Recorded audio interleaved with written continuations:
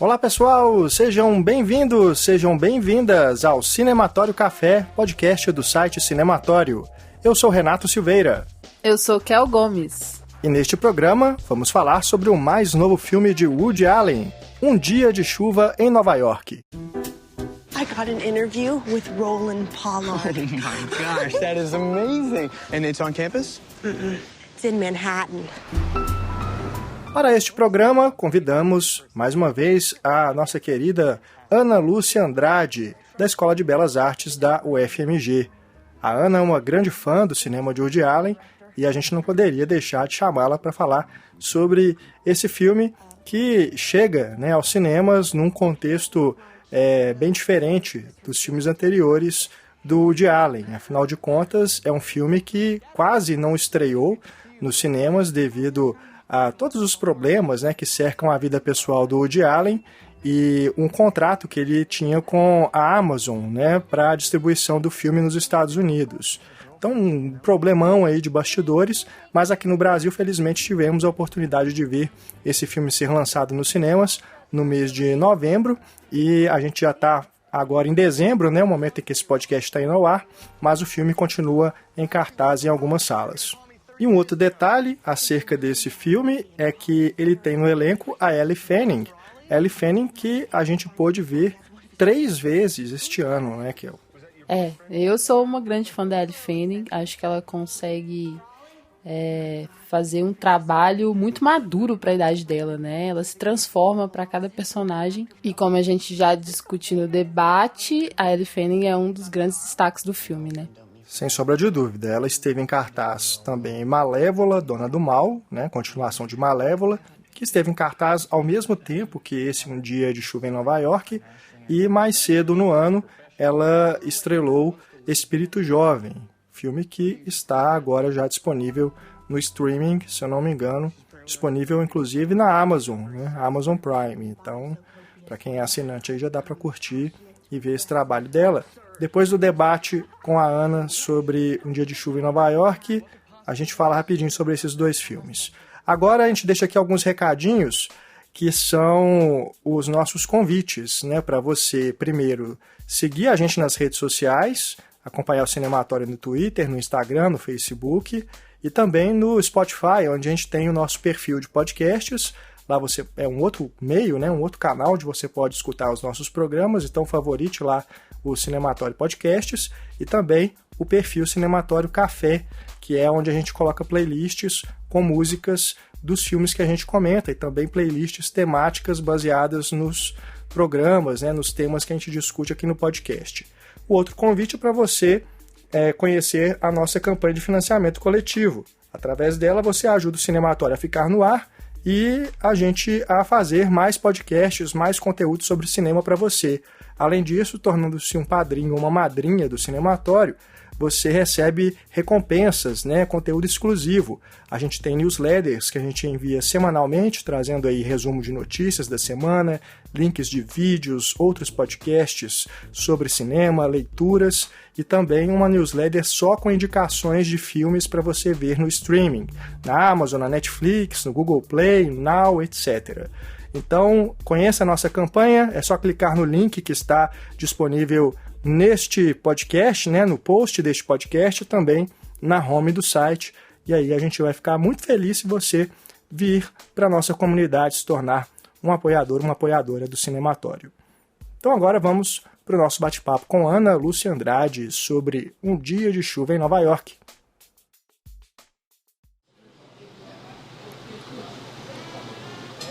Um Dia de Chuva em Belo Horizonte para falar sobre Um Dia de Chuva em Nova York. Ana Lúcia Andrade, mais uma vez conosco, tudo bom? Olá, gente, prazer. Falar sobre esse filme do Woody Allen, um dos cineastas que a Ana mais gosta, né? Agora não pode falar isso, né? Porque senão o povo joga pedra na gente, mas eu gosto muito dele. Não mas seria amiga dele. Assim? Ah, tá. O povo é bem cresceu, xiita, né? Cresceu, as pessoas são né? xiitas dos dois lados, à direita e à esquerda. Mas eu continuo gostando. Gente, eu dou aula de cinema. Se eu tivesse que... Eu não ia poder falar do Griffith e da Leni Riefenstahl, se eu fosse levar isso em consideração, como? Sendo que, no caso do Woody Allen, ainda tem uma não grande é nem diferença né? para esses e dois. não tá no filme dele, porque o do Griffith tá no Tá filme no dele. filme. No da Leni Riefenstahl tá no filme. Então você fica até com culpa de gostar esteticamente de uma coisa que tematicamente é tão horrorosa. Agora, eu não seria amiga dele, até pelo fato dele ter ficado com a enteada. Não porque ela é menor de idade, não.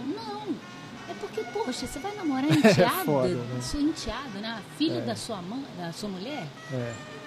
Agora, eu também não tenho nada com isso, enfim. E as pessoas que querem boicotar, não querem ver, tudo bem. Problema façam delas, né? o que Vão ficar quiserem, sem ver mas um estão filme perdendo um ótimo filme, né? Um bom cinema, né? Eu Exatamente. respeito. Eu acho que é uma escolha mesmo pessoal e não há resposta certa e errada. Eu acho que na questão de analisar o cinema, de conhecer o cinema, aí sim, né? Eu acho que talvez seja um problema você eliminar muitas pessoas, muitos autores, ignorar o que é uma história, né? Exato. Mas, assim, fora disso, é total escolha pessoal mesmo e sigamos, porque narrativas diversas a gente tem bastante, né? Então... E boicote eu até respeito, porque é individual. O problema é a censura. Censurar. É proibir o filme de passar, aí eu acho o fim da picada. Né? Porque aí já está determinando que você não vai ter acesso ao filme. Eu não vou ter direito de escolha. Que é isso? Que foi o que a Amazon fez lá nos Estados Unidos com esse filme, né? Não foi lançado lá, pelo menos até agora. É porque ele parece que já foi feito rolou uma coisa assim, ele tem um contrato com a Amazon quis cancelar esse contrato. Porque ele entrou na lista do Me Too. Porque e eles aí, não iam fazer isso. Isso. Mas parece que já resolveram, não sei se o filme vai ser lançado, mas pelo menos o problema judicial lá resolveu. E assim, bom a gente já falar disso de uma vez, que a gente já... ir pro filme. Para ir pro filme, que é o que a gente veio falar aqui, né? Mas... o Woody Allen, ele mantém aí uma média de um filme por ano, né? O que para um cineasta na idade dele, de mais de 80 anos, é algo formidável, né? E acho que é a primeira vez que tem esse intervalo justamente... Primeira vez não, acho que um pouco antes aí na carreira dele, ele teve alguns hiatos, né? Vezes, que ele não Mas fez. já tinha um tempo, já que ele vinha nessa recorrência, né? De um filme por ano. E agora, com esse problema todo, é que saltou, né? Mas aqui no Brasil, acho que o último foi o Roda Gigante, que foi no final de 2017, né? Então, ano passado a gente não teve filme do Woody Allen. Isso. Aí agora chegou isso. E quase que a gente não tem de novo, porque esse ia ser 2020, aí anteciparam, né? Ainda bem. Mas a Raquel falou uma coisa importante, que ele não foi julgado. Então, a gente tem que tomar cuidado pra gente não virar Sérgio Moro e ficar acusando as pessoas sem prova, né? E assim... Uma coisa é o Me Too, que tem não sei quantas denúncias, ainda que ainda esteja sendo apurado, não é de se deixar passar em branco tantas denúncias, né, numa figura que você até desconfiar. Eu já desconfiava mesmo. Agora, o Woody Allen é um único caso e já foi desmentido por outro filho dele. 3 psicólogos não aceitaram o processo porque eles perceberam que a menina mentia, ela se contradizia, parecendo que ela foi induzida por alguém. Então, assim, eu também não vou acusar a Mia Farrow porque também não tem prova contra ela. E não quero colocar a culpa numa mulher também. Mas as pessoas já, assim, tem uma suspeita, elas já pegam a primeira pedra no chão para atacar. E isso é muito perigoso. Esse mundo, essa época que a gente está vivendo desse trem de julgar coisa nos outros, como é que chama isso? Apedrejamento. De fazer justiça com as próprias mãos. Gente, fazer justiça com as próprias mãos é só masturbação. Essa coisa de ficar atacando pedra nos outros não tá com nada. Tem um termo atual que é o cancelamento. Cancelar as pessoas. Esse que é o termo mais moda de agora. Isso eu não conhecia, não. Pois é. Mas... então, aproveitando, né, para a gente entrar no filme a partir dessa discussão inicial, eu vou pegar aqui o final da minha crítica, que é um questionamento que eu faço sem dar resposta, porque eu não tenho a resposta para isso, mas acho que cabe a gente discutir, é se diante de todas essas polêmicas que cercam o Woody Allen e dessa campanha contra ele está mais forte depois do Me Too e com as coisas das redes sociais, né? Se há um risco do público do Woody Allen não ser renovado daqui para frente. É possível. Verdade. E eu faço essa pergunta em relação a esse filme, porque é um filme em que eu vejo o Woody Allen tentando dialogar com uma geração mais jovem. Exatamente. E eu me pergunto se os jovens verão esse filme, Nossa, ou se boa só o pergunta, público do hein, Woody Allen, o público cativo do Woody Allen, é que vai assistir. E a gente vai entendeu? morrer e vai ficar todo mundo boicotando o Woody Allen para sempre. Isso não aconteceu com o Griffith, né? E teria mais motivos para isso, né? Mas, enfim, é uma questão importante risco, aí. né? Eu acho uma boa pergunta mesmo. E eu gosto disso que você aborda na crítica. Essa coisa de ele realmente estar tentando conversar com a juventude. Só que eu acho que talvez ele não tenha captado muito o zeitgeist da juventude. Gente, sabe? mas ele tem 80 anos. Né? Pois é. Então por que ele... Mas ele tá tentando conversar com a juventude. Ele não fez igual o Tarantino e ficou lá no passado. Né? Ele tenta. amadureceu. Só que nesse tentar, eu identifico algumas rusgas mesmo de comunicação com a juventude, sabe? Sim. Eu acho que juventude em algumas... branca, rica. Isso, com aquela específica que ele representa, né? Que inclusive ele escolhe esses artistas que são ícones para essa geração, né? É verdade. O Timothy, que é um ótimo ator, aliás, esse menino, eu sou apaixonada por ele. Nossa. A Elle Fanning também, que eu adoro. Acho Você ela vê filmes incrível. diferentes dos dois e eles cada hora são uma pessoa diferente. E eles, assim, é como se eles tomassem o filme pra si, né? Toda vez que eles aparecem, você se encanta, assim. É verdade. E a Selena Gomez, que, assim, eu também acho... Eu não gosto tanto dela como artista de música, porque eu não gosto muito do que ela faz na música, mas todo filme que eu vejo, ela me surpreende também, que ela entrega uma certa profundidade, assim, um algo a mais, né? Eu nunca tinha visto, eu achei que era boa a direção do Woody Allen só. Não, ela é boa porque ela já fez aquele Spring Breakers, e esse filme é muito legal também. Mas aí eu fiquei pensando que algo na personagem da Elle Fanning, pra mim, me pareceu anacrônico, sabe? Sim. Essa questão... Deixar ela bobinha demais, Isso. Né? Eu acho que não conversa muito com a geração dos 20 anos que ela representa ali.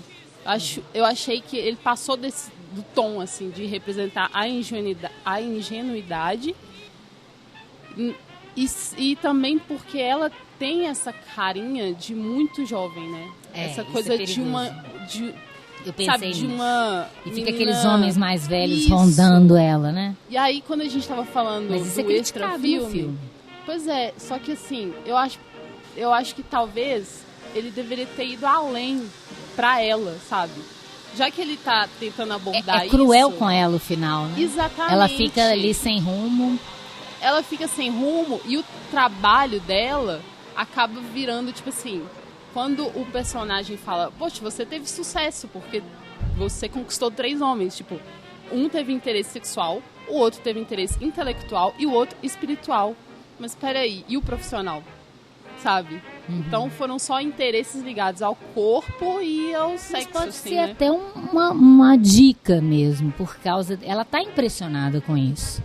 Porque ela é encantadora, ingênua e adorável.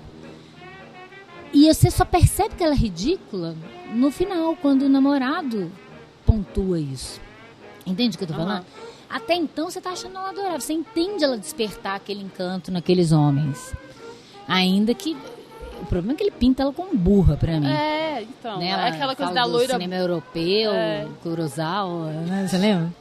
Da loirinha... O problema é Da esse, loirinha o burra. estereótipo da loirinha burra. Sim. E já tá naquele tudo pode dar certo, que é o personagem da Evan Rachel Wood. Evan Rachel Wood. Né? É o mesmo personagem, do sul, ingênua, adorável, só que ela, pelo menos, ela era mais focada, mais legal, né? A da Evan. Isso. E ele brinca com isso, a ideia do... Eu acho até preconceituoso com os sulistas. Os americanos do sul devem odiar o Woody Allen, né? Porque eles sempre fazem esse tipo de piada. Sim. E aí fala que ela tem o nome do Ashley, do Idiota do Vento Levou, né? O personagem do Leslie Howard. E aí eu fico pensando nisso, né? até que ponto também essa crítica pode prejudicar. Né? Eu fiquei pensando desse jeito, mas assim, eu entendi como um estereótipo, uma brincadeira dentro de uma ideia de comédia romântica. Uhum. E aí dentro dessa ideia de comédia romântica, que eu fiquei pensando como que as comédias românticas precisam se atualizar, como um todo. Não só ele tratando na comédia romântica dele, mas como gênero mesmo, porque tá mudando, sabe? E aí eu tive problema com ela, especificamente. Porque eu, inclusive, acho que a personagem da Selena Gomez, pra mim, é a mais interessante. Com certeza, eu queria muito, que ele fica com ela. Pois é, e eu queria muito ter mais dela ali. E talvez se ele tivesse ido além na personagem da Ellie, porque a Ellie te cativa, né? Até pela atriz mesmo, que é maravilhosa. Então, se ele tivesse ido além desse estereótipo, também seria uma personagem feminina tão interessante quanto a Selena. Porque no da Ivan Rachel Wood ele vai. Se torna uma profissional, ela sabe o que quer, né? Exatamente. Como eu não sou uma jovem encantadora de 20 e poucos anos, eu não posso dizer se a representação está adequada, né? Mas... enquanto figura cinematográfica, né, a personagem me lembrou muito as repórteres das comédias Screwball. Pelo exagero... Só que elas eram mais inteligentes. Sim. Mas pelo exagero, né, pelo jeito como ela atua, né? Então eu fiquei pensando que o Woody Allen estava construiu essa personagem pensando nesse tipo de figura. Pois aí que tá a tônica. Eu entendo o que você está querendo dizer, eu até anotei aqui, ó, comédia romântica, a lá Lubitsch, a lá os Screwballs dos anos 30. Só que as mulheres, elas eram a protagonista. Né? Você pega Rosalind Russell, Barbara Stanwyck, Claudette Colbert. Elas eram mulheres poderosíssimas, deixavam os homens no bolso. Os homens eram idiotas. Isso nos anos 30. Aí ele usar essa referencial e colocar essa menina como uma idiotinha, realmente é um senão. Com certeza, Raquel. Só se ele estiver dizendo que as meninas de hoje tão bobinhas. Estão menos tem capacidade inteligentes que as lá de trás. E assim, considerando o extra filme, ele tá meio que afrontoso, né? Porque as meninas de hoje que estão, inclusive, mas eu acho que ele quer fazer comédia, gente. Aí nessa intuito que eu tô falando do estereótipo, né? Da menininha adorável, mas assim, você vê quando ele fala dela, ele não fala ela é linda e adorável. Ele fala que ela é inteligente, que ela é espirituosa, que ela é engraçada, que ele gosta do jeito como ela vê as coisas, né? Ela gosta de cinema, um cinema que não é fácil, ainda que ela não entenda direito. A gente não sabe se ela está querendo dar uma de cabecice, porque ele é muito inteligente, mas ele fala dela com muito carinho. Ao contrário daqueles homens mais velhos, eu acho que parece até uma autocrítica. Desses homens mais velhos que ficam interessados pelo corpo de uma menina ingênua, que vai ser fácil de passar na cara, e que não respeita ela. Ele respeita ela, mas ele não quer aquela bobice, ele quer alguma coisa além. Ele quer alguém que queira tomar chuva com ele, que saiba quem foram os grandes compositores que ele tanto admira. Entende? É nesse aspecto que eu acho que ele tá... que é uma autocrítica. Eu acho que aquele personagem do Timothée Chalamet é ele hoje, ele pensando... Se eu fosse jovem hoje, como que eu seria, né? Não assim, ele quando ele era nos anos 30, hoje, não. Ele com 80, se ele tivesse 20 e poucos. Seria um hipster. Não, é por isso que eu fiz o link desse filme com o Noivo Neurótico, Noiva Nervosa. Porque, sabe, nos momentos em que o Gatsby, né, que é o Timothée Chalamet, nome perfeito, está junto com a Ashley, né? Me lembrou muito, assim, ele e a Diane Keaton no Annie Hall. Por Nova York. Sabe, o tipo de interação, as conversas, assim. E, de certo modo, se você pensar nos dois filmes, né? Lá no Annie Hall, ele está analisando por que aquela relação não deu certo. Aqui parece que ele nem insiste nisso. Assim, vamos cortar enquanto tem tempo. Ele já viu que não dá. Nós né? não somos compatíveis um com o outro. Exato. E para que a gente vai ficar tentando viver desses ideais? Cada um querendo ser um personagem, né? Ele, o seu bom vivant, né? O Gatsby. Que é o casalzinho perfeito. E ela é com né? aquele deslumbre todo, né? E ela é filha de banqueiro, agradaria a mãe dele. Astros e tal, né? Exatamente. Então, Deslumbradinha, né? Agora, isso também que enquanto vocês estavam falando sobre ela ser burra, que eu fiquei assim, será que ela é burra ou será que ela é confusa? Porque me lembrei do plano quando ela está entrevistando o cineasta. Não sabe o que é um scoop, um furo de reportagem, ela quer ser jornalista. Mas quando ela está entrevistando ele, que é vivido pelo Liev Schreiber, né? Que é um outro estereótipo, né? Do cineasta, né, que está frustrado. Em crise. Crise criativa, bloqueado e tal. O plano dela tem um quadro fundo atrás com um monte de linhas assim, né? Que assim, é o básico, né? Você olha para aquilo e você, cara, ela é uma pessoa confusa. É um cenário quase expressionista no sentido que reflete o que vai dentro dela. Né? E aí, eu não sei exatamente se ela é burra ou se ela estava perdida ali por causa do deslumbre. Pode ser. Que ela comete essas gafes, né? Enquanto tá falando com ele. Mas pode ser que seja... Mas olha, ela acha seja que boba o mesmo. Kurosawa é um cineasta europeu. Ela não sabe o que é um furo corrige. de reportagem. Ela corrige porque... Né, ela vê que ela falou, assim. Falei besteira.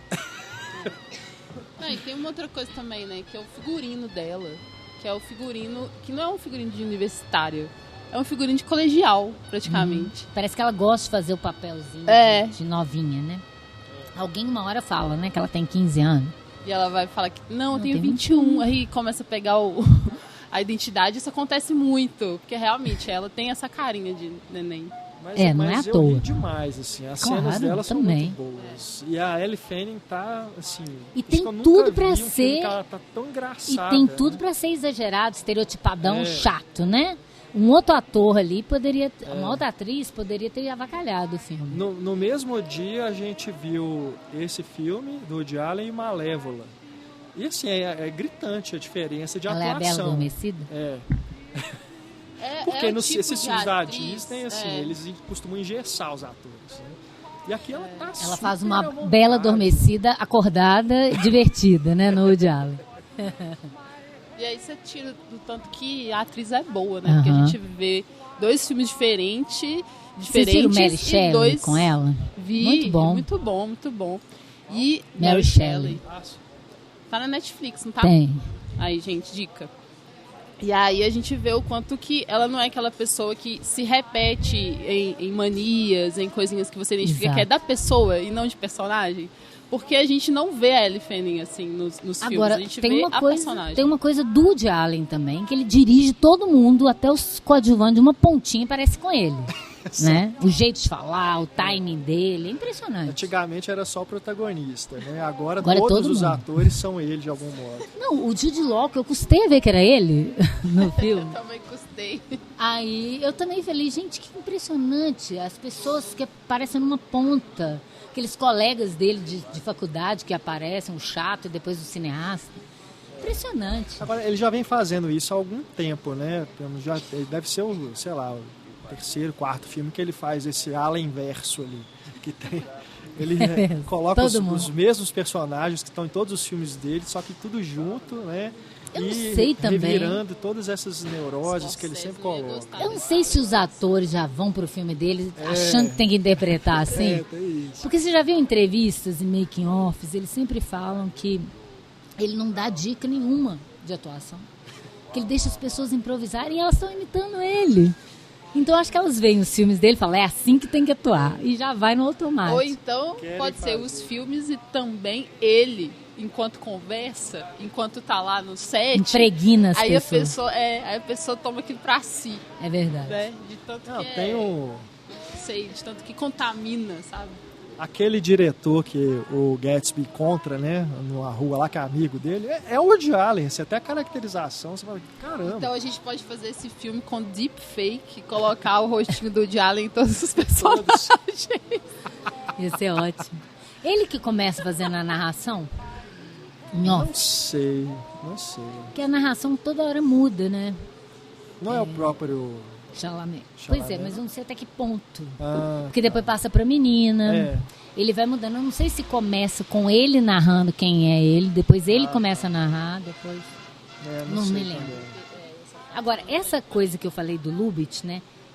Tem... Primeiro que o Woody Allen, ele é declaradamente apaixonado pelo Lubitsch, já falou isso em vários momentos, né? Essa coisa dele ter muita paixão pelos anos 30, que está em vários filmes também. Mas as citações às Screwball vão desde os mal-entendidos, né? Essa coisa de desencontros, mal-entendidos. Mas tem a cena do táxi dividido, que é de 2 filmes, pelo menos, do Lubitsch, né? Do Uma Hora Contigo e um outro filme mudo que ele fez, que é uma versão desse. As coincidências absurdas. Aquele cara tá fazendo um filme e aí ele precisa de alguém. Você passou. Quem que ia beijar a menina se ele não tivesse passado ali naquela hora? Não é? Então, mas isso não importa, porque a comédia muda, cabem esses mal-entendidos. São eles que levam a narrativa, né? Também lembra as comédias italianas. Porque a comédia italiana, é curioso isso, porque o cinema italiano, da época do Mussolini, os filmes do telefone branco, né, chamados para iludir as pessoas de um mundo ideal que os pobres ficavam tentando atingir, eles eram inspirados no Lubitsch. Então é muito curioso isso, porque o Woody Allen já citou as comédias italianas em outros filmes, né? E aqui ele cita o Fellini 2 vezes, né? O casalzinho que se desencontra na cidade, no caso na lua de mel, né? No Abismo de um Sonho, de 53. Cada um toma um rumo diferente, aí que demonstra que esse casal não vai dar certo desde o início. Eu lembro quando ela chega, ele fala que ela é linda, maravilhosa, ela é perfeita para ele, que a mãe dele acha que ela é perfeita porque ela é filha de banqueiro. Ela chega, eles não se beijam, não existe contato. Aí ele encontra uma menina na rua e ele dá um beijo nela. Eu falei, esse é o casal. Eu comecei a ver o filme e falei, esse é o casal. Ele já te diz isso visualmente. E o outro filme do Fellini é o Noite de Cabiria, né, de 57, que ela quase passa a noite com um astro italiano, mas fica presa no banheiro porque a mulher dele chega bêbada no meio da noite. Então ele faz uma referência a isso. Ainda que ela não passe a noite no banheiro, mas sai de calcinha e sutiã pela noite afora, chuvosa. Ainda bem que Nova York, quando chove, você acha até bom, porque é um calor tão grande, embora lá tá no outono, né? Mas ainda assim... E ela pega também um casaco, né? Desses que sobretudo, resolvem. Agora, o filme é tanto uma fábula que é uma Nova York, assim, que não tem... Idealizada. Marginal, não tem pobre, perigo nenhum. não tem lixo. Pra uma menina andar de roupa íntima à noite. Imagina, você bota esse filme do lado do Coringa e você fala, é a mesma cidade? Não, não é. Ainda que sejam épocas diferentes, né? Épocas diferentes e pedaços, porque Nova York é um país, né? Você tem várias coisas ali dentro. E o Woody Allen, ele tá falando desse universo de Manhattan, que Manhattan é bonito mesmo, gente, não tem jeito. Por mais... É só você não olhar pra cara dos motoristas de táxi... porque ali você vai ver toda a desigualdade, a ideia dos imigrantes, dos negros, do pessoal mais pobre que tá dentro do táxi, dirigindo o táxi. Mas do lado de fora é aquilo, é aquele filme, é aquelas ruas com aqueles cenários, aquela maravilha, o Central Park, né? E eu pensando sobre isso, né, eu estava me sentindo culpada porque eu estava gostando tanto. E depois a gente já falou isso, né? Depois do Parasita, Bacurau, Nós, o que mais? Coringa. Essa coisa desse desencanto da vida e ao mesmo tempo que é um soco no estômago necessário que o cinema precisa dar pra gente olhar para a vida com um olhar mais empático, talvez. Eu gosto de tudo no cinema, então eu também gosto desse filme que te lava o cérebro, né? Meio Cabiria. Cabiria ou A Rosa Púrpura do Cairo, essa ideia de que a realidade está tão horrível que você quer dar uma fugida também. Ainda bem que o cinema não é só uma coisa nem a outra, né? A gente tem essas duas para se equilibrar.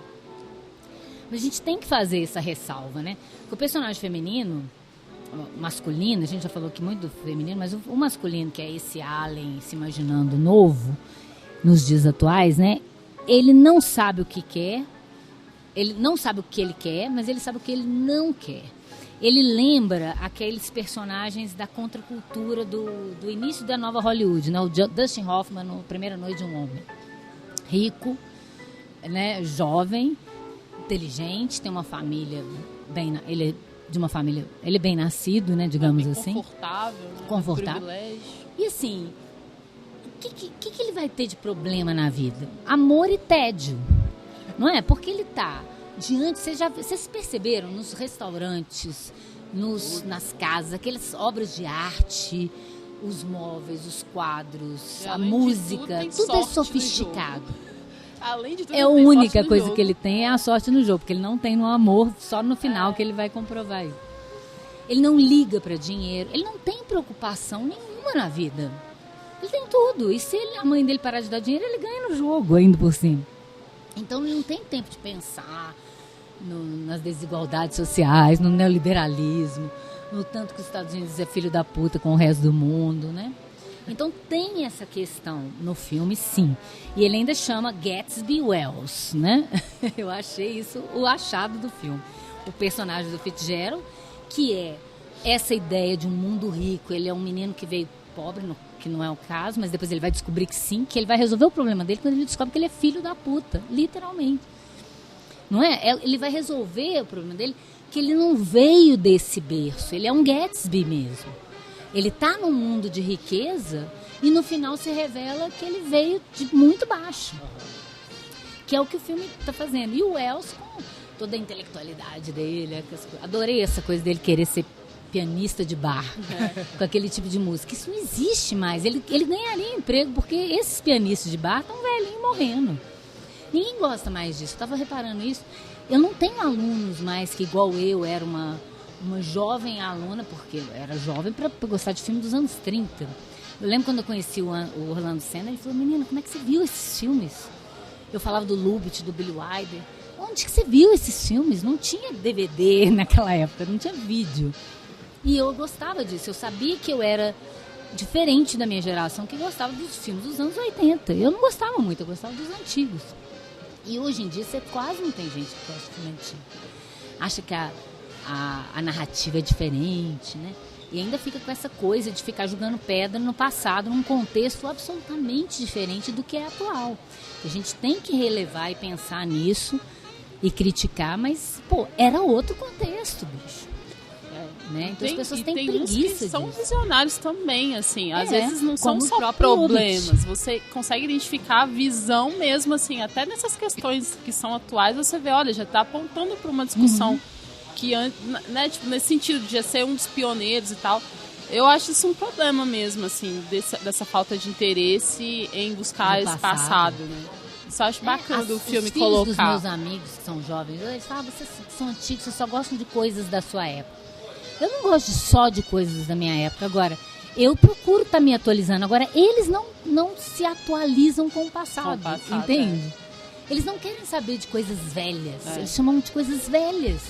E você ignorar a história que você existe é de uma burrice imensa. E aí você não percebe a continuidade das coisas você também. Não consegue como nem que elas avaliar foram, o presente sem conhecer o passado, gente. Esse povo não entende o que está acontecendo. E uma coisa legal do personagem também é você vê que ele tem esse deslocamento ali, né? De ser o diferente até no jeito de vestir, assim. Que aquele paletó dele é muito maior pra ele. O diálogo. É muito maior pra ele. E aí você vê que ele tá deslocado, né?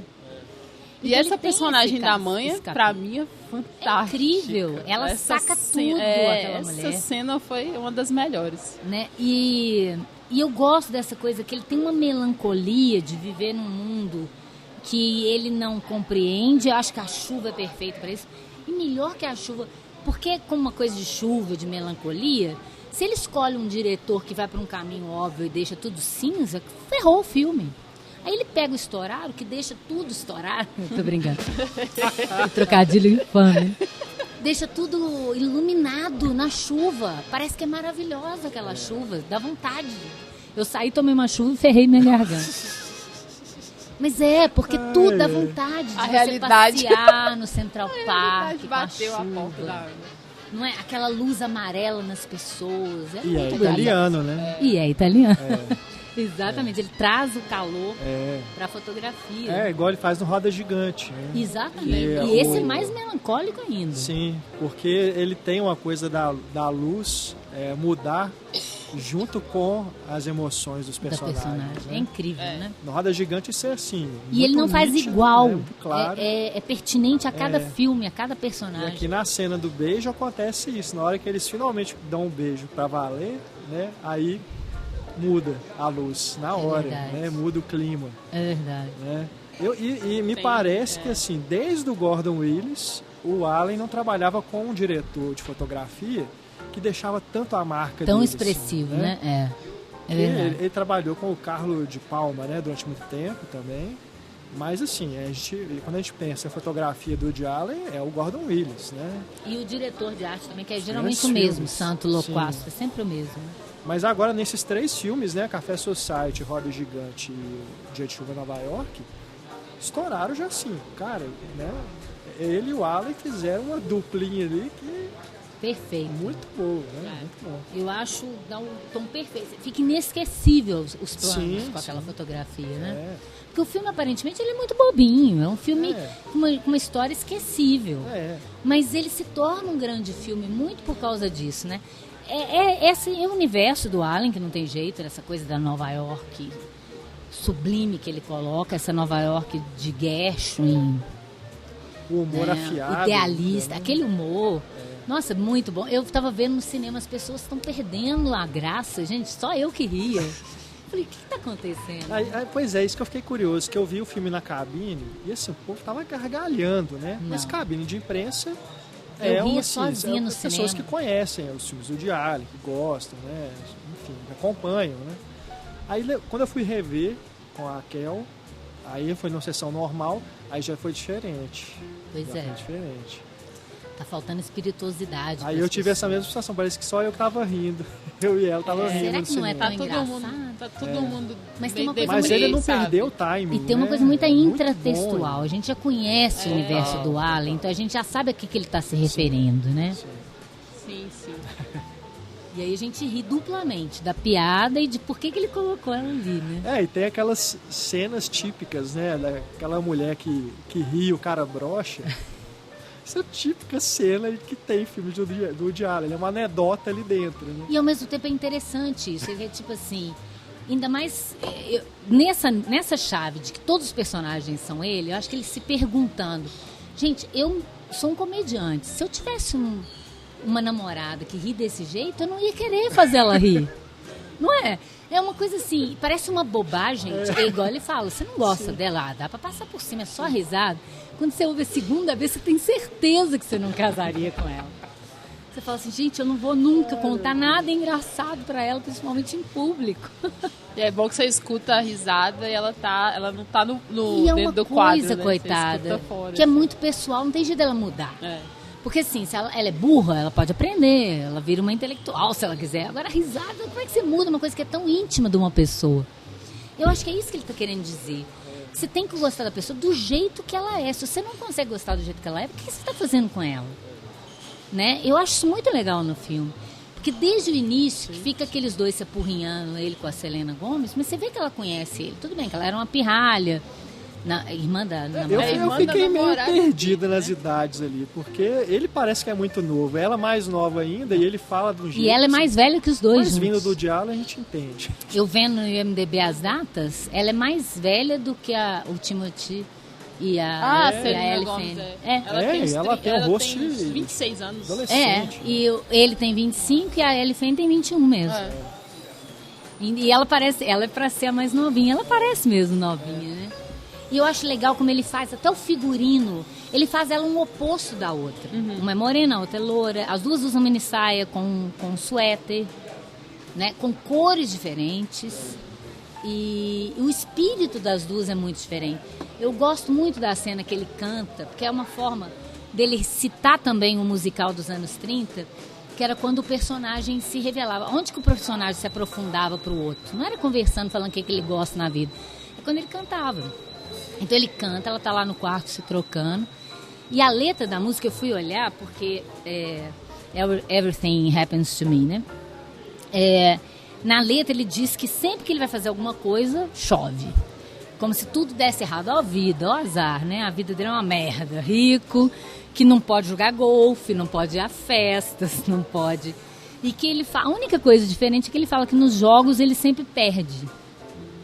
Que toda vez que ele joga, ele nunca acerta os ases. Eu falei, essa é a única senão. Por quê? Porque ele tem azar no amor no filme, né? A brincadeira de sorte no jogo, azar no amor. E ele nem liga pra dinheiro, você vê? Eu gosto muito da cena que ele vai julgar, ele viu ela na televisão, ele tá ali pensando, você fala, ele vai perder, tadinho, vai perder todo o dinheiro que ele ganhou. Aí ele tá lá distraído, e você fala, não, ele não tá concentrado no jogo, não vai perder. Aí ele chega no quarto triste, você pensa, ele perdeu. Aí ele vai jogando o dinheiro e não acaba o dinheiro, não acaba. Todo embolado, ele né? faz aquela piada típica, né? Você já entendeu a piada, você continua rindo, porque não para de sair dinheiro do bolso dele. E ele joga no chão. Porque, tipo assim, não é isso que importa, né? O que adianta? Eu ganhei no jogo, mas a minha namorada tá lá com um astro que ela nem queria, ela nem tem desejo por ele, porque a amiga dela acha ele o máximo. Né? Aí você vê o tanto que ela é bobinha mesmo. E dá a entender antes que ela trai ele, que ela tem um carinho na faculdade, que ela tá interessada. Você lembra que ela fala isso com o cara? E ele o tempo todo, não, eu tenho um namorado, eu não posso ficar com ninguém, né? Ele fala até com o garoto de programa, não, tem uma pessoa. É muito legal isso, levar um garoto de programa pra mãe, e a mãe era uma garota de programa. Bom demais.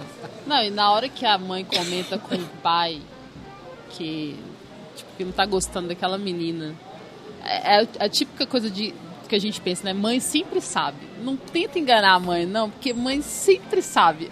E aí você se apega a isso, mas quando ela faz a revelação dela, aí tipo, também por isso é porque ela sabe, né? Porque ela tem a história e iria identificar uma igual, né? Mas é muito massa quando eles têm essa conversa, né?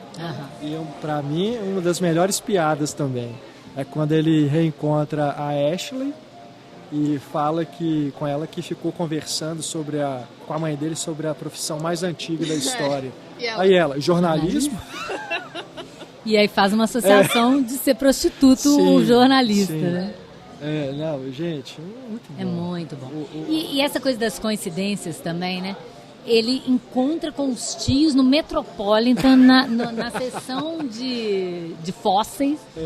E assim, porque Nova Iorquina é igual... Você não encontra parisiense no Louvre. Entendeu? Isso é coisa de turista. Ele tem uma relação turística com a cidade, né? Assim, ele gosta tanto daquela cidade, né? Que ele quer ver os pontos que ele conhece, os pontos só. Não é só para mostrar para ela. Tanto é que ela não vai e ele vai ver esses pontos, né? E eu acho legal isso, que ele fala com a menina, vão matar meu tempo comigo. Ela fala, não, você que vai matar o seu tempo comigo. Ela bem isso mais é muito assim, legal. né? Por isso que eu acho que talvez... Eu acho que o Woody Allen coloca a Elle Fanning como uma referência até de personagens que ele já construiu dessa maneira, que atraem só homens mais velhos, esses lobos sedentos, coroa de balcão, como chamava meu amigo, sedento por uma carne jovem, né? E aí ele coloca esse contraponto dessa menina mais interessante, né? Que se impõe e que tem personalidade também, e que faz o cara dar o valor que ela merece, e o amor vem das coisas em comum e não só da atração física. Eu acho que ele tenta reler um pouco isso. Não está tão óbvio, eu entendo o que você está falando, que se ele não explicita isso demais, fica parecendo que ele está martelando uma tecla. Mas eu consigo ver assim, até porque tem essas duas meninas muito em contraponto. Se não fosse tão em contraponto, dava até para pensar, porque no caso da Evan Rachel Wood é só ela, não tem outra. E no meio de um bando de gente mais velha, né? Agora ali não, ele faz, eu estava reparando isso, né? Uma veste verdinho claro, a outra veste rosa ou laranja, né? As mini saias e a outra com o cabelinho todo arrumado e como é que chama aquilo? De babyliss, e a outra amarra o cabelo avacalhado, né? Mais espontânea. Mais espontânea, né? Que ele fala isso, olha, essa menina é muito mais inteligente, mais autêntica, mais interessante. Talvez ela não seja tão mais bonita, mas ela é muito mais interessante, né? Isso vai durar. A outra não, a outra vai passar. E ela ainda tem um mundo para descobrir, né? Porque ela tá descobrindo o que é Sculpe agora. Mas eu também acho que, como a tragédia grega, né, o teatro grego também está sempre muito presente, né, nas construções dos roteiros, né, dos filmes do Allen, a personagem da Selena Gomez é também a ninfa, porque além de ser a ninfa, né, de ser a sedutora e tal, ela também tem esse papel de trazer uma revelação para o protagonista que está nessa jornada épica, porque ele está passando por vários... uma jornada mesmo ali nesse fim de semana em Nova York, em que ele se perde da namorada e se reencontra e encontra com várias pessoas, vai para vários lugares, né? Acontecem diversas coisas no meio do caminho durante o trajeto dele, para ele chegar a uma transformação, né? Ele terminar essa jornada diferente de como ele começou. Né? E a personagem da Selena Gomez tem essa função na trama, de apresentar para ele essa revelação de que as coisas podem ser diferentes. Né? É verdade. Ela tem esse papel fundamental. E o reencontro deles no final, que parece algo assim... ela apareceu cinematográfico. Ali, né? É bem isso, né? Bem da, e da ele brinca com esse clichê né? antes com ela, né? Falando desse... Que eu não sei que filme é esse, eu não identifiquei. Que eles falam de um filme que termina com um encontro eu também no relógio, no Central Park. É.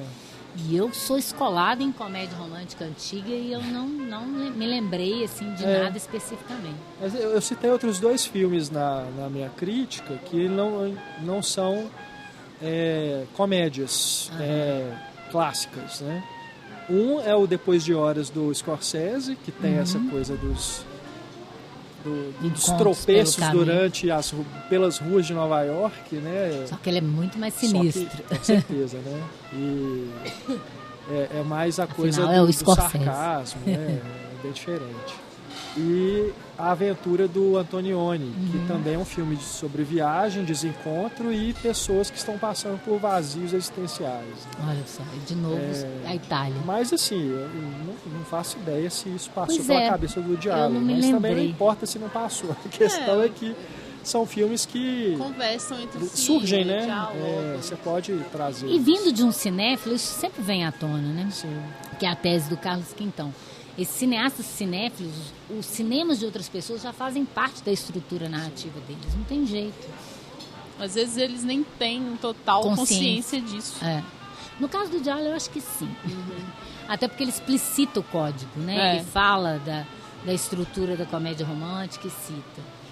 E essa coisa também, ele faz o mesmo ângulo quando ele entra no carro, tá chovendo, um ângulo de cima, aí vem ela, entra pelo outro lado, igualzinho no Uma Vez Contigo do Diallo. Do Lubitsch, que a mulher quer ficar com o marido da amiga e aí ele achando que ela também está traindo, começa uma coisa de uma ideia de mal entendido, de traição, que eu achei até que o filme ia por esse caminho, ainda bem que ele não foi, né? Porque eu falei, ele vai ver ela traindo e vai querer ficar com a outra só por vingança, ia ser ridículo, né? Ia julgar toda a construção. É legal isso, ele cita e vai para outro lugar diferente daquilo que foi colocado inicialmente. Porque esse tema da infidelidade também é outro que toda hora aparece, né? Qual? Na obra do Woody Allen. Infidelidade. É uma questão para ele. Para ele, né? Claro. É o que eu tô falando, esse Casamento. povo Tem sem preocupar com o que põe na mesa para comer, eles ficam só nessas questões. A coisa do casamento também é muito Fúteis. recorrente. Ele sempre está discutindo questões de casamento ali, quando não nos personagens principais, em coadjuvantes. Como tem esse personagem que é o irmão dele, né? É o irmão dele. E eu achei bacana a mãe. Que tá indo, né, Que a mãe casar fala, e tá com né? medo. Porque quando que a mãe casou com... Se ele tem 20 e poucos anos, né? A mãe... Numa época que não era aceitável uma garota de programa se casar com um cara, né? E ela falou, eu bati na porta e nós nos apaixonamos. Quer dizer, não interessa se ela era garota de programa ou não. Ela se apaixonou por ele e eles construíram aquilo ali. Eu fiquei imaginando, eu queria ver essa história também, que pode ter sido interessante. Que também remonta a outros filmes do Woody Allen, né? Do casal pobre, que começa de baixo e vai crescendo. Tem outros filmes. E tem isso muito legal, assim, de fazer ele acordar, o quanto que ele estava também analisando tudo do próprio umbigo, né? Só pensando ali no egoísmo dele, de não pensar mais profundamente sobre as coisas. Tipo, minha família é assim, eu não me identifico com a minha família e pronto. Mas sem tentar entender. Aí quando a mãe traz essa complexidade, entende por que eu sou assim? Porque eu sempre fui privada de muitas coisas, então eu desenvolvi essa necessidade de ter que mostrar, né, que a gente tá bem, que a gente conseguiu conquistar nosso sucesso, enfim. Eu acho legal também porque aponta para esse defeito dele, né, de ser também egoísta, assim, né? Está pensando só em si. Narcisista. Narcisista. Mas então, todos esses temas são atemporais. Quando você fala que o filme é anacrônico, é só em relação a Elle Fanning? Sim, a personagem da Elle Fanning, pelas questões que eu apontei aqui. Que eu acho que para falar de uma menina millennial, que seria, por exemplo, né, nessa idade, assim, eu acho que ele devia, não que ele deveria, mas conversaria melhor com a juventude se ele atualizasse algumas coisas. Por isso que eu acho interessante que ele coloca esse contraponto da outra menina. Né? Que eu acho que o contraponto é ótimo. Só que eu acho que ela passa do tom na questão de ser muito, lembrar muito esse estereótipo da loira burra e ingênua e sendo jornalista ainda, agora que eu parei pra pensar, porque nessa coisa aí do jornalismo, sabe, a mulher vai tentar entrevista, até fazer entrevista pra um cara, e assim, jornalistas sofrem com essa coisa de que, você tá conseguindo chegar lá, mas porque, sabe, conquistou o cara. Mas eu acho que ele coloca muitos caras mais velhos, que eles sim deveriam ter consciência, e eles não têm. Eles aproveitam da ingenuidade dela, né? E ela não tá afim, vou dar pra um, vou dar... Não, ela quer, gente, vou conseguir aqui um furo. Ela tá preocupada que o outro vai terminar com a esposa, porque ficou com o melhor amigo. Ela quer fazer de tudo uma história. Ela só fica mais interessada sexualmente quando é o astro, por causa da amiguinha dela. Eu acho. Não é nem por ela que ela tá achando ele bonito e tal, né?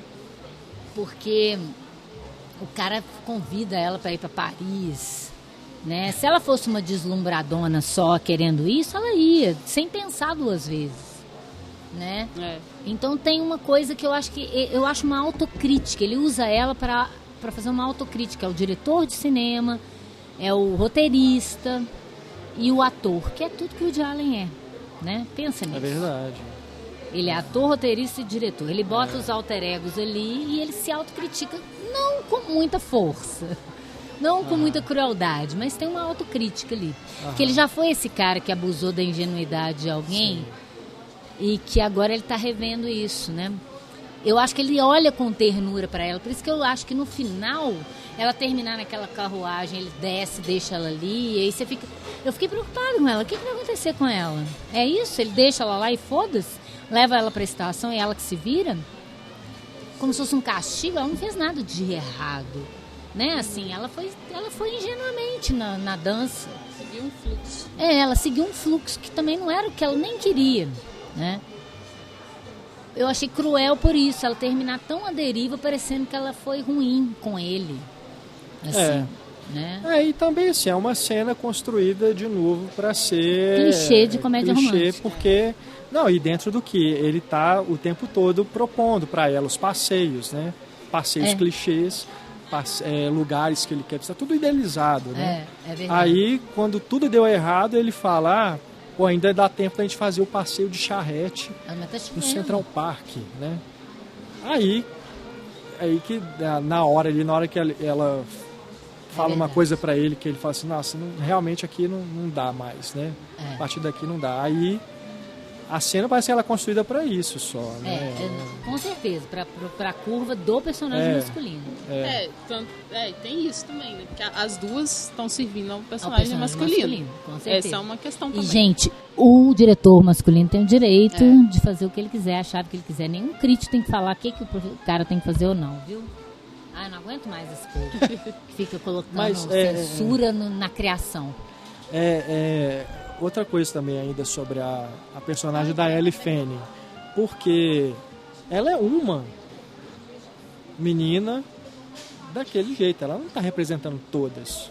Com certeza, até porque tem o contraponto. Será que não existem pessoas assim? Sim, mas aí a gente vai entrar num Riquinha outro debate. Boba, americana? Que é Dentro das essa faculdades de questão jornalismo? Essa questão da representação, né? Essa é uma grande questão da representação. Gente, porque ele está falando de um universo muito micro, né? Sim. Um universo de elite. Ela é filha de banqueiro, ele é um cara de Manhattan, com vista pro Central Park, com obra de arte dentro de casa, com piano. Eu penso assim, os estereótipos, eles não são coisas que nascem do nada, né? Os estereótipos, eles nascem exatamente disso. De que você vai identificando, tipo, arquétipos sociais, enfim, tem a ver com isso. Não é porque essas pessoas, elas não existem, são só criações. São características que existem mesmo, mas quando elas são repetidas, muitas vezes, elas se tornam pobres, no sentido de que ali no imaginário eu vou sempre associar essa menina ingênua, loura, à burrice, entende? Pela repetição. Então, assim, a comédia romântica sempre trouxe uma loira burrinha, ingênua, que, sabe, se encanta facilmente Mas é engraçado pelo que eu cara. sempre achei isso E dos aí... caras, filmes da Marilyn. Os caras são escrotos. Porque abusam da menina ingênua. Né? Você pegar o que o Billy Wilder faz com a Marilyn ela desabafa com a amiga, que é o Tony Curtis, vestido de mulher, que ela queria um milionário que respeitasse ela, gostasse dela do jeito que ele veste desse milionário para investir nela, porque ele só quer passar a noite com ela. E ainda ele vai tomar o castigo final, que ele vai ter que casar com ela. Porque ele achou que só ia passar na cara. Sabe, nesse sentido, assim, de você analisar essa personagem para o momento atual e o momento em que o filme retrata, sabe? A idade dela, enfim, todas essas questões. Mas ali dentro dessa fábula, eu acho que até ele também é um estereótipo. Não, sim, todos eles Todos são. eles são. Todos são. E de exatamente próprios filmes isso. do Woody Allen. Então, Mas assim, eu acho que ele está revendo todos esses tá estereótipos. revendo. Com uma visão mais jovem, assim. Isso que eu tô falando. Que essa menina que em outros filmes ele quereria, ele não quer mais. E que hoje, se ele tivesse a idade que ele tem, ele não faria. Entende? Acho que é essa é ele com 80 anos se imaginando com 20 e poucos, né? Que maravilha seria se a gente pudesse voltar para os 20 anos com a cabeça depois de toda a sua vivência e de aprendizado. Então, se baixar um Tarantino no Woody Allen, ele vai reescrever a história. Vamos reescrever a história. Não, o Woody Allen, eu acho que ele... As pessoas têm mania de achar que ele faz sempre o mesmo filme. Eu nunca acho Nossa, isso. não, também discordo. Nunca achei isso. A diferença entre recorrência e repetição. O Exatamente. caso dele é recorrência, ele não repete. Ele tem um universo ali querido e que ele vai sempre colocar personagens com conflitos semelhantes, mas não os mesmos. Eles estão sempre uma carga de uma vivência a mais ali. É isso que eu tô falando. Ele tem uma. É isso aqui que eu tô acostumado a olhar, né? Aquele personagem que gosta de coisa antiga, ele lembra o personagem do Owen Wilson no Meia-Noite em Paris, de certo modo, né? Que gostaria de viver no meio do Scott Fitzgerald, do Hemingway, blá. Mas não é o mesmo personagem. Eles têm um amor em comum, eles têm semelhanças, eles têm coisas em comuns, mas eles têm forma de olhar para isso diferenciada. Porque tem sempre essa maturidade que ele vai carregar pro próximo filme. E eu sempre prefiro ele mais... Eu gosto dele melancólico, leve, igual nesse filme, do que triste demais ou escrachado demais. Eu gosto dessa melancolia. Eu me identifico com ela. Essa coisa de gostar de chuva que tem na música Rain, dos Beatles, né? As pessoas acham que chuva é um negócio pra você ficar deprimido e não necessariamente.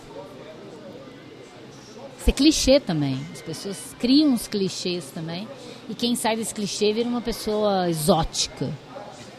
Como se ninguém tivesse espontaneidade, personalidade. Né? Bom, para a gente finalizar aqui o nosso papo, aproveitando que estamos aí em época de ranking de melhores da década, né? Que está chegando ao fim. Qual seria o melhor filme do Woody Allen nesta década que está acabando? Bom, ela começa com você vai conhecer o homem de seus sonhos, que é bem regular. Esse né? é de cortar os pulsos. Meia-Noite em Paris, Que pode ser. Para Roma com Amor, Também gosto. Blue Jasmine, Amo. muito bom, né? Ótimo personagem. Magia ao Luar, esse é É com a... com a Emma Stone. Tá. né, É que tem bonitinho. O Homem Irracional, Também gosto. Café Society, Amo. Roda Gigante e agora Um Dia de Chuva Aí em eu Nova acho York. Meia-Noite em Paris o mais bem acabado É, desses todos aí. É meu favorito também. Ele Mas é... os últimos 3 eu gosto demais. Ó, Mais tirando o Blue primeiro que Jasmine. você falou aí, eu gosto de todos. Claro que em menor ou maior grau. É. Mas talvez seja a melhor década dele, hein? Se você for pensar. Se for pensar, né, em comparação com as últimas aí, pelo menos. Porque na anterior teve Vicky Cristina Barcelona, né, Match Point, É tipo... mas Dirigindo no Escuro, só 3. Eu até gosto 3 dos outros aí que notáveis. você não gosta. Mas Escorpião de Jade, é esse? Aquele O Trapaceiros. O Scoop eu não gosto. É, É, bem mais fraco. né? Nos anos Blue 90... Jasmine eu acho um estudo de personagem maravilhoso. acho que, pegando aqui, a melhor década de década. 80 foi muito boa pra E ele, mesmo cara, esse né? que eu falei de cortar os pulsos, ele não é ruim. É. Ele é triste, ele é desencantado demais, mas ele não é ruim. É. Um filme ruim do Woody Allen ainda é melhor do que muita merda por aí, né? Isso é um clichê também. É, super. Eu já falei isso de vários diretores, inclusive aqui. Bom, deixem vocês também que estão nos ouvindo aí nos comentários os seus filmes favoritos do Woody Allen nesta década de 2010, né? E a gente vai adorar saber. E põe as musiquinhas do Woody Allen na gravação Sim, dos filmes dele, né, que virou dele, né? são ótimos. Não tem, ele trabalha com compositor mais, né? não Só precisa. bota lá. E é isso, Ana. Muito obrigado mais Eu uma que agradeço, vez gente. pelo papo, né? Valeu muito. E obrigado a todos vocês que nos ouviram. Beijos. Continue aí pra gente dar os recadinhos finais.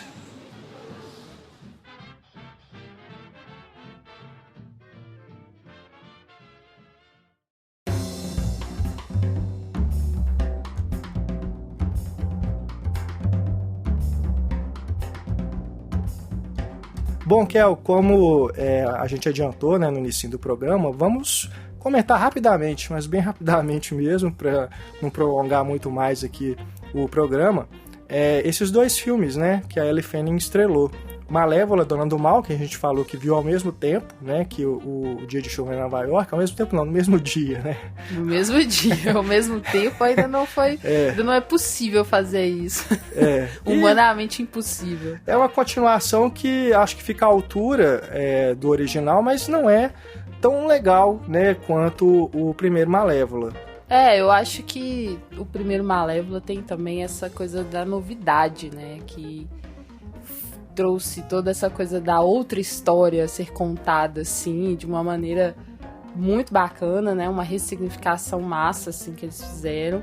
E nesse é uma história que foi aumentada, né, prolongada, digamos assim. Eu gosto dessa ideia de trazer os outros seres, né, da mesma novo espécie mundo, dela. né, que ela descobre. Né? Eu acho isso bacana, dela não ser a única. Eu também gosto muito desse duelo entre ela e a rainha, né, a personagem da Michelle Pfeiffer. Isso é bem legal. O que acaba lembrando a gente de Game of Thrones, né? Nossa, muito, inclusive, né? Porque a partir de um momento do filme ali que vai só pra batalha, né?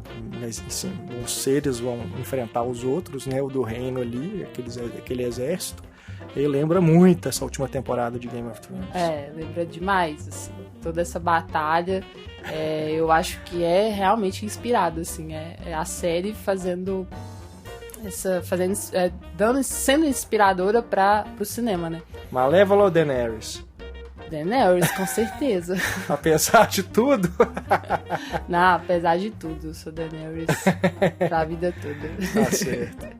Mas é isso, assim, de qualquer forma, eu gosto, é um bom filme. Sim. Acho que essa discussão da maternidade também é bem interessante, né?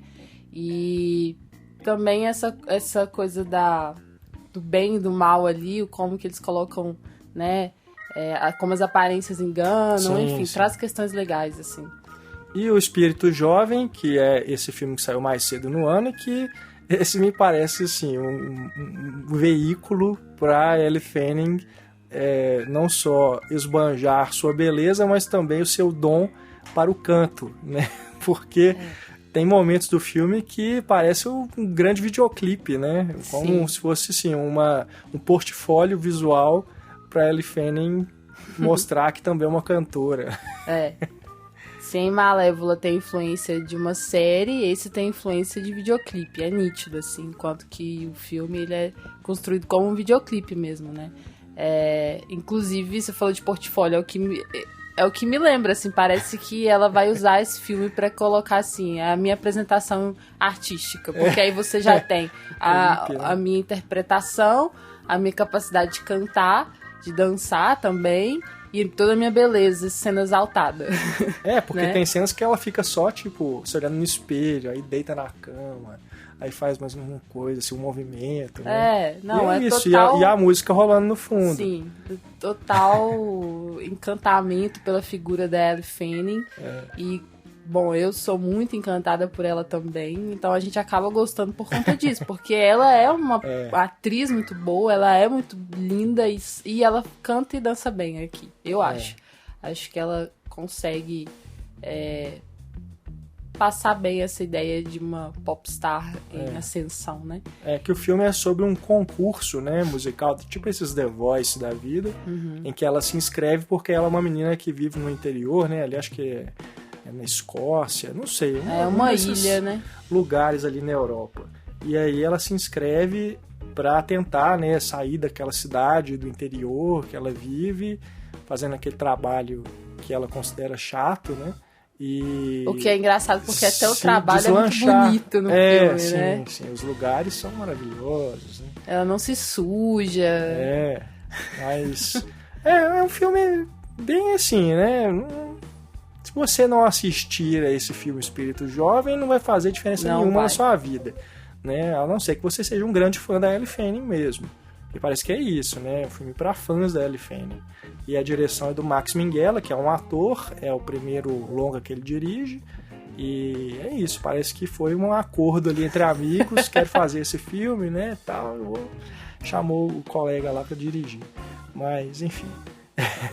Ruim não é. Algo que eu gosto bastante. Faz muita diferença. Que eu acho que é onde poderia ter aprofundado é na relação dela com o amigo que ela faz, o amigo total improvável, que vira o empresário dela. Que é um porque cara mais ele velho, é um cantor de ópera que já tá decadente, né? Que já não trabalha mais com isso, mas que ele conhece muito de música, então por isso que ele resolve ajudar ela, até porque ele acredita no talento dela, mas aí você vê que tem ali uma relação como se fosse de pai e filha, né? Porque o pai dela abandonou ela e a mãe com ela muito jovem, muito pequena, aliás, acho que ela é criança, né? E então ali é construída uma relação bem bonita, assim. Foi nos momentos pra mim que o filme mais tem profundidade. Sim, quando tá lidando com o relacionamento dos dois. Tanto que quando eles têm aquele conflito, né, de fato a gente sente aquilo, assim. Mas só isso, porque de resto clichê e totalmente esse encantamento aí puro e simples pela Ellie Fanning mesmo. Então a gente aguarda os comentários de vocês que estão nos ouvindo também sobre esses dois filmes. Se vocês tiverem visto, é só deixar o recado aí na página do podcast, nos comentários. Se quiser mandar um e-mail pra gente também, é só escrever para contato@cinematório.com.br. Vamos indo, Kel. Bora! Gente, não esquece de nos seguir lá nas redes sociais, Instagram, Twitter, Facebook, curtir a gente pra caramba lá no Spotify. Aliás, eu quero ver mais aquelas retrospectivas com o nosso nominho lá. Sim. Então compartilhe. Marca a gente que a gente reposta, né? Exatamente. Nos stories lá e tudo, com certeza, né? No Twitter, né? A gente retuita também. Esperamos estar entre os mais ouvidos de vocês. Já apareceu muita gente, né? Já. Muito legal. Então, se nós estivermos aí na sua retrospectiva, não deixe de marcar a gente. muito legal. Muito obrigado pela audiência. Claro, muito obrigada. durante esse ano de 2019. Então, um beijo, até a próxima. É isso aí, pessoal. Um grande abraço. Até mais. Tchau.